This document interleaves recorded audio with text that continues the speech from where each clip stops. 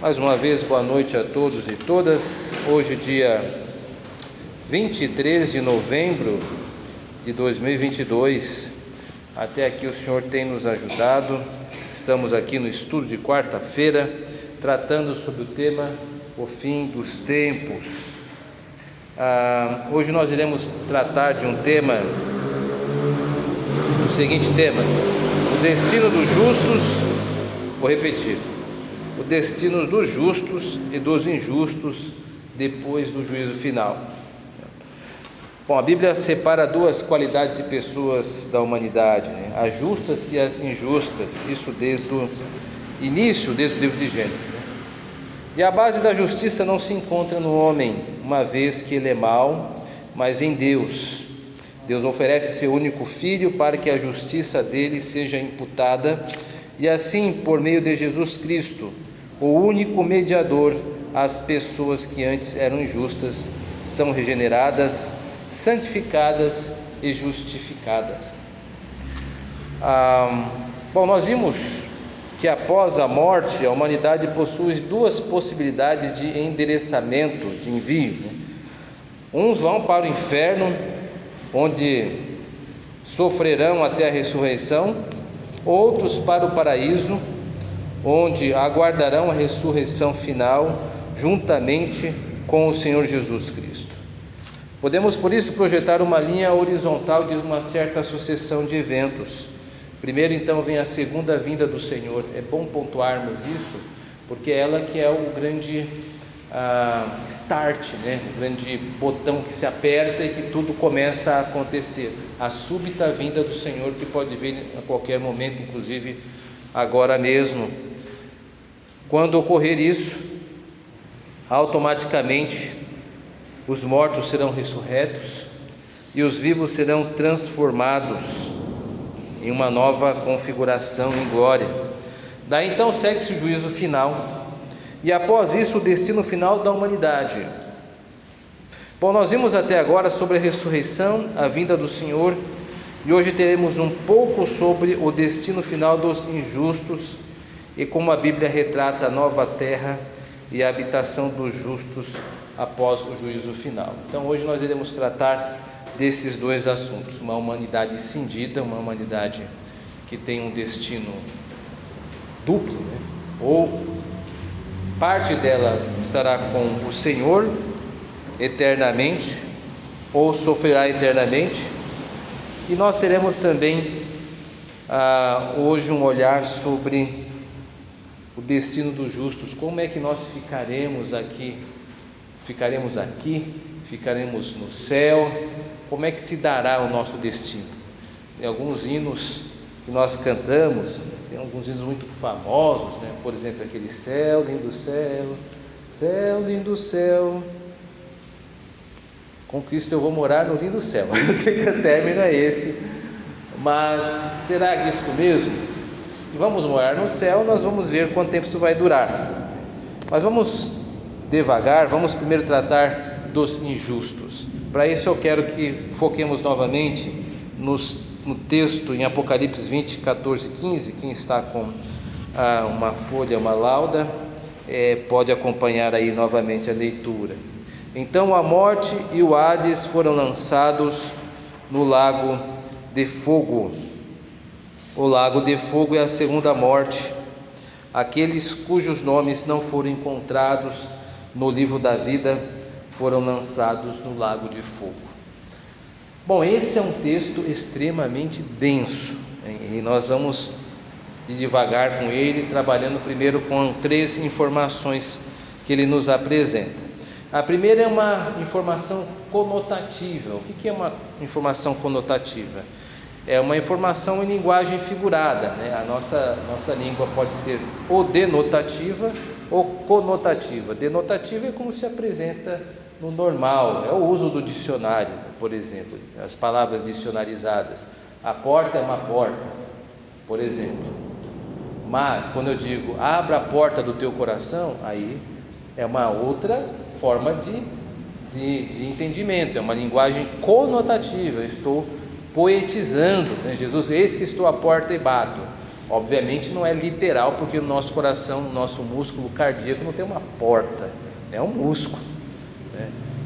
Quando as pessoas dizem eu moro no seu coração, você não vai esperar que as contas de luz e água vão parar lá, não, é uma linguagem conotativa, e nesse texto ela está presente sim. Veja lá, no seguinte texto: a morte e o Hades foram lançados no lago de fogo. Obviamente, note-se essa é uma linguagem figurada, porque a morte e o Hades são antropomorfizados. O que significa isso? Eu frisei essa palavra até para podermos olhar para ela e ver o que ela nos dá. Antropo vem de homens, de antropologia, de homem, né? Morfizados é transformação. Então, a palavra morte e Hades foram antropomorfizadas, foram transformadas em entes. A gente faz isso o tempo todo e às vezes não percebe. Nós usamos essa antropomorfização das coisas. Por exemplo, o meu coração se alegra quando você vem aqui. Isso não é verdade, né? O nosso músculo não fica alegre, não sorri, é uma forma de nós antropomorfizarmos as nossas emoções, né? O céu hoje chora. Claro que não, o céu está chovendo, é um evento climático, mas a antropomorfização nos permite usar isso, né? Entender e usar, né? Aqueles que têm um controle nas metáforas, nas antropomorfizações, a linguagem denotativa, conseguem brincar com a linguagem e conduzir um efeito de sentido. No caso do texto, nós temos dois efeitos, morte e Hades, né? São tratados como se fossem pessoas. Morte, como sabemos, é um estado, né? As pessoas morrem. Morte é ausência de vida. Já a palavra grega Hades, nesse texto, possui a ideia de sepultura. Eu preciso parar aqui e fazer um parêntese. Se você observar bem, o texto que eu li está na NVI, e eu preciso fazer esse registro. A NVI, ela tem o cuidado de, pelo menos com a palavra Hades, de transliterar. O que é isso? É quando eu uso uma palavra no seu idioma e trago para o meu. Por exemplo, que a palavra em anglo, hot dog, todo mundo já sabe o significado que é cachorro quente, mas praticamente está quase transliterada. Nós usamos hot dog como se fosse a nossa linguagem, mas é inglês. Então, quando eu trago uma palavra do outro idioma para mim, para o meu idioma, e não muda o som, não muda as características, isso é uma transliteração. Qual que é a vantagem e desvantagem? A vantagem é que eu sei que essa palavra é uma palavra estrangeira, e por ser estrangeira, eu vou olhar para ela com certos cuidados. Não é alguém natural entre nós, não é um da casa, ou seja, quer dizer alguma coisa.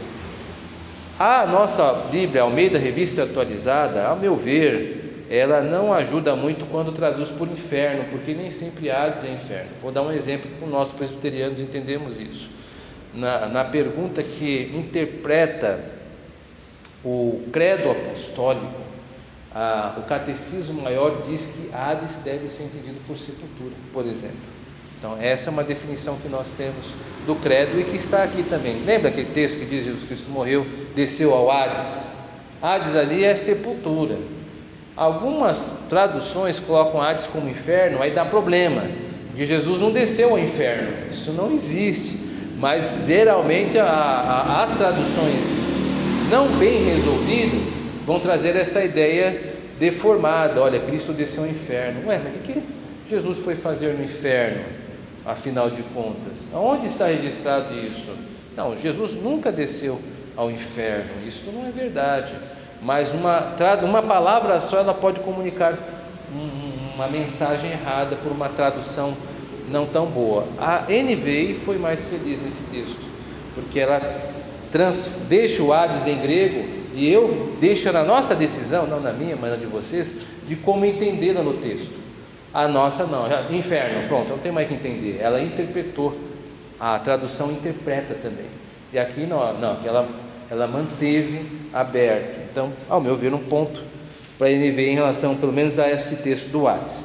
Então, Hades, voltando ao nosso texto, parênteses fechados, possui essa ideia de sepultura. Dessa maneira, fica clara que terminou o tempo em que a humanidade experimentaria a morte, uma vez que entendemos que João utiliza uma linguagem figurada, já que não se pode imaginar a morte sendo lançada, né? Já falamos sobre isso. Estas imagens transmitem a destruição final da morte e da sepultura. A partir deste momento em diante, não haverá mais experiência da separação da alma e do corpo. Tudo isso já se cumpriu e não será repetido. Então a morte estará sendo aniquilada após a vinda de Cristo. A ideia de mortalidade, nós não teremos mais esta separação. Uma segunda informação: o lago de fogo. O lago de fogo foi preparado para Satanás e seus anjos. Porém, todos os homens cujos seus nomes não estarão escritos no livro da vida vão compartilhar da mesma sorte. Essa expressão lago de fogo traz em si um paradoxo, uma certa contradição. Como é que eu tenho um lago que fala de água com fogo? Não é meio estranho isso? Lago de fogo. Na medida em que a água que é sugerida pelo uso do termo lago não se mistura com fogo, fica difícil imaginar a existência de lago de fogo. Sendo assim, é possível que João talvez esteja, que é uma especulação, a imagem de uma atividade vulcânica, Quem já viu o vulcão pode imaginar um lago de fogo, O que se associa com outras imagens que tragam consigo a ideia de castigo, como abismo e fossa. Se o lago de fogo é a segunda morte, qual é a primeira? A primeira se refere à morte física, à morte do corpo. Então, bem posto aqui, mas ainda caminhamos mais. Seria o lago de fogo simplesmente uma aniquilação dos inimigos de Deus? Não, de forma alguma, como pondera Hodge. Charles Hodge é um presbiteriano que escreveu uma teologia sistemática. E diz Charles Hodge, para nos ajudar aqui: naturalmente, aquele que cria pode destruir. A questão, porém, diz respeito ao propósito, não ao poder de Deus. E ele jamais, seja em sua palavra, seja mediante suas obras, revelou seu propósito de destruir alguma coisa que uma vez criou. Muitos compartilham da opinião de Hodge. Qual que é o problema que está havendo aqui? Está vendo que existem algumas correntes que defendem que não existirá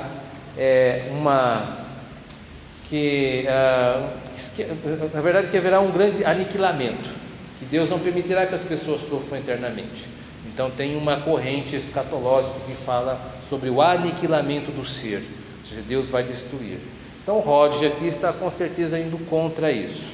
Então nós temos algumas correntes de interpretação teológica. Essa é uma delas, a de que as pessoas não irão sofrer eternamente, antes disso elas serão simplesmente aniquiladas.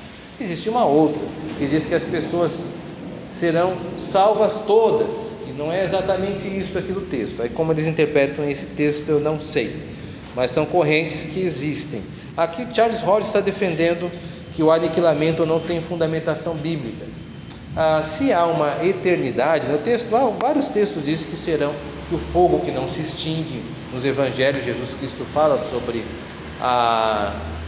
o bicho que não morre, a pessoa será jogada lá, ou seja, expressões que dão a entender que o lago de fogo será um tormento eterno. Não, pode até não ser literalmente um lago de fogo, mas que há um sofrimento e tormento eterno. Isto está claro no texto, é o que os teólogos aqui estão apontando. Terceira informação: há uma ênfase no destino dos ímpios nesse texto, Note mais uma vez o texto: se alguém não foi achado o nome inscrito no livro da vida, eu assumo que houve tal, ele foi jogado no lago de fogo. A ênfase está no destino dos ímpios, uma vez que seus nomes não são encontrados no livro da vida, serão lançados no lago de fogo. Os livros mencionados anteriormente não são para condenar. Nós lemos há pouco os versículos que antecedem esses 14 e 15, nós lemos o 11, o 12 e o 13, e fala sobre os livros, mas a condenação só ocorrerá com aqueles que não forem encontrados os seus nomes no livro da vida. O destaque fica no fato, tem um erro aqui de digitação, de que ninguém é salvo pelas suas obras, mas por seu nome estar ou não no livro da vida. O livro da vida é um objeto que a gente já conhece, nós já ouvimos falar sobre ele. Talvez a primeira menção tenha sido por Moisés. Eu acho que todos os irmãos devem lembrar-se que quando Israel peca de uma maneira grave, adorando o bezerro de ouro, Moisés intercede então por esse povo. Em determinado momento da intercessão ele diz assim: se o Senhor não perdoar esse povo, então risca o meu nome do livro da vida. E Deus diz: não vou riscar seu nome do livro da vida. Isso está fora de negociação. De qualquer forma, a ideia de livro já tinha ocorrido antes na Bíblia, e aqui mais uma vez está. Há outros também. O salmista Davi chega a dizer acerca das suas lágrimas, que o Senhor recolhe as suas lágrimas no odres. Colheste as minhas lágrimas, não estão elas escritas no seu livro? Então há sempre a ideia, não apenas agora em Apocalipse, mas nos livros do Antigo Testamento, a ideia de que há um registro de Deus sobre aquilo que acontece nas nossas vidas. Aqui a ideia é de um livro, o livro da vida, onde os nomes que estão nele serão salvos, e quem não estar não será salvo. Dito isso, não podemos deixar de notar que esta é uma mensagem que também possui muito consolo ao povo de Deus. Se os ímpios serão condenados, os santos serão poupados, porque seus nomes são guardados pelo Cordeiro. Evidencia-se que a salvação não é pelas obras, mas pela fé no Cordeiro de Deus, Cristo. A segunda morte é a separação final de Deus, conforme Kistemacher, no seu comentário de Apocalipse.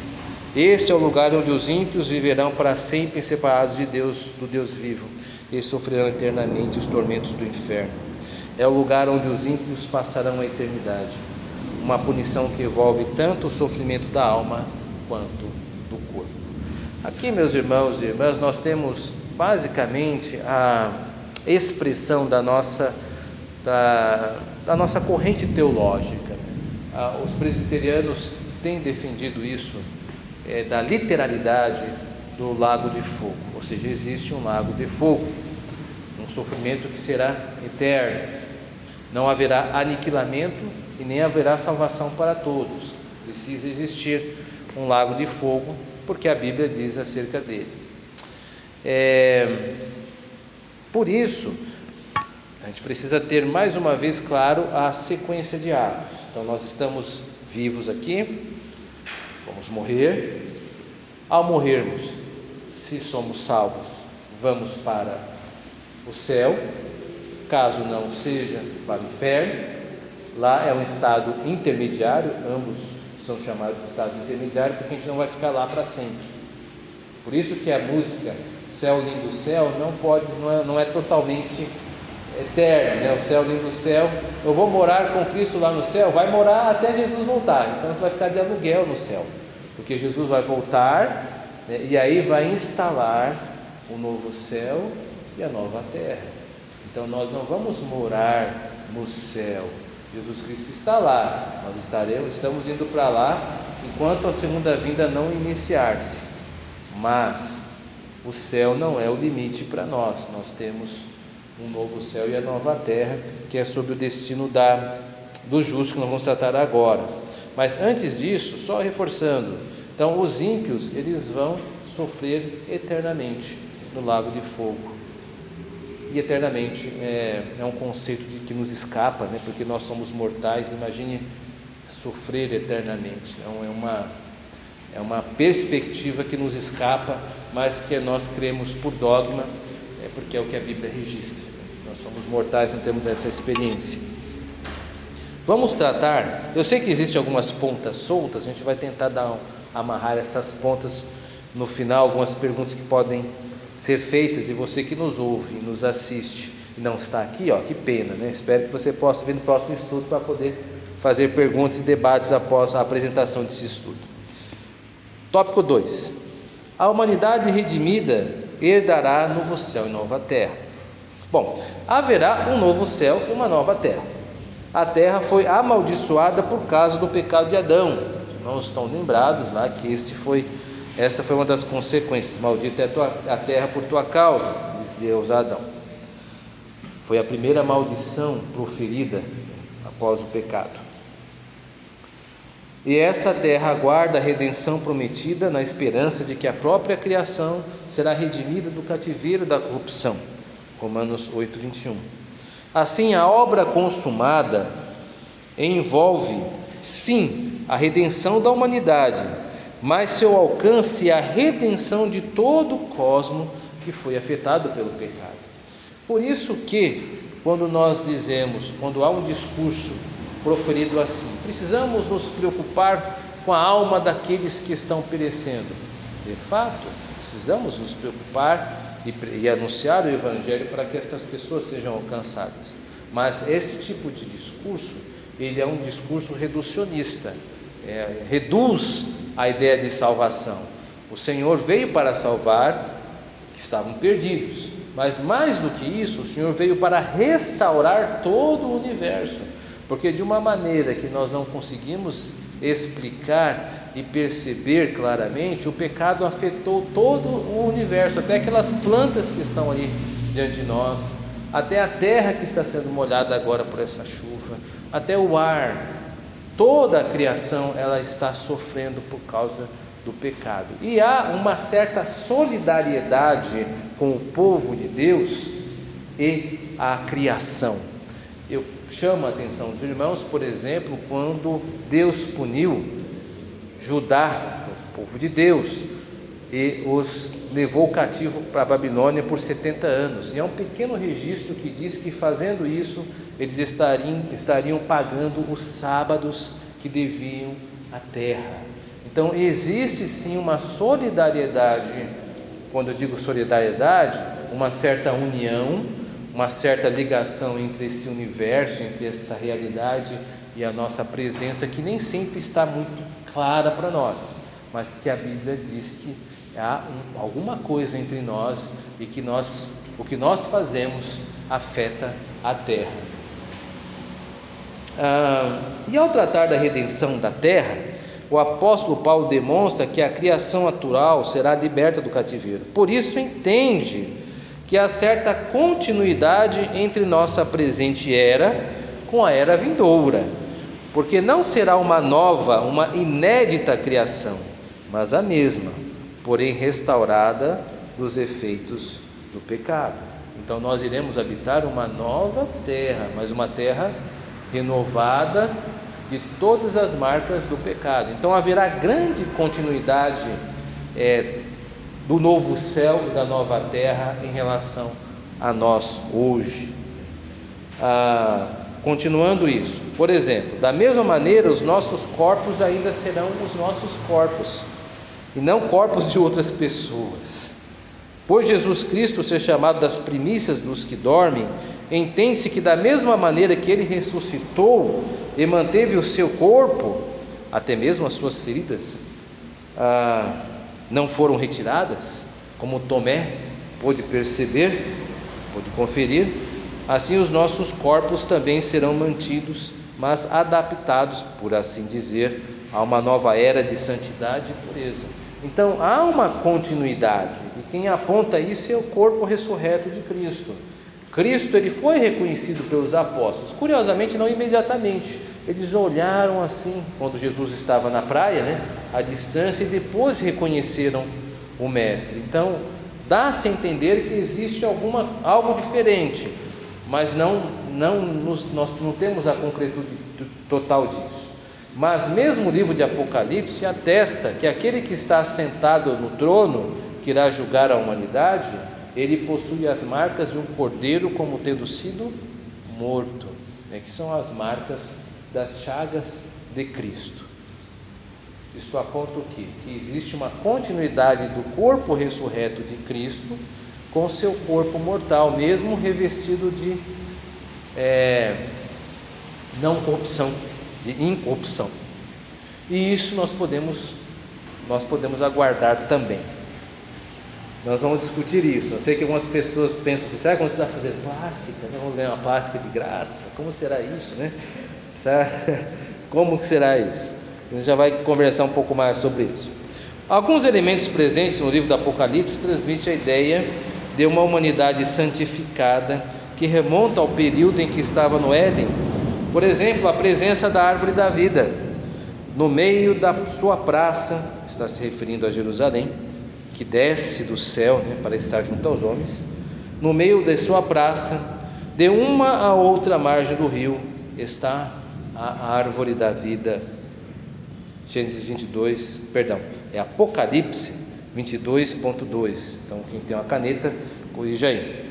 Mesmo o livro de Apocalipse possui linguagem figurada, a citação da árvore da vida inevitavelmente remete a uma ideia de continuidade entre o Éden e a nova terra. Então existe sim uma visão de um Éden revisitado ou restaurado em Apocalipse. Curiosamente, a vida da humanidade ela inicia-se num jardim, mas ela é celebrada no final em Apocalipse como a cidade. Mas a árvore da vida é um elemento, por exemplo, que está presente nesses dois ambientes aqui. Vamos para as considerações, depois nós vamos para as perguntas e os desenvolvimentos possíveis. Bom, a Bíblia é o relato do drama da redenção. No princípio de tudo, a humanidade alegrava-se no relacionamento perfeito com seu Criador. No final dos tempos, como conhecemos, esse momento retornará. Poderemos ver a Deus como Ele nos vê, e todas as dores já terão passado. Estamos dentro desses dois momentos, enquanto a história caminha para o seu desfecho. Então, a qualquer momento, o tecido da história, como nós conhecemos, pode ser rompido e o Senhor voltar e tudo isso ser restaurado, como diz no livro de Apocalipse. Diante disso, nós só temos uma palavra que é Maranata. Maranata, Senhor Jesus. Que Deus nos abençoe. Amém.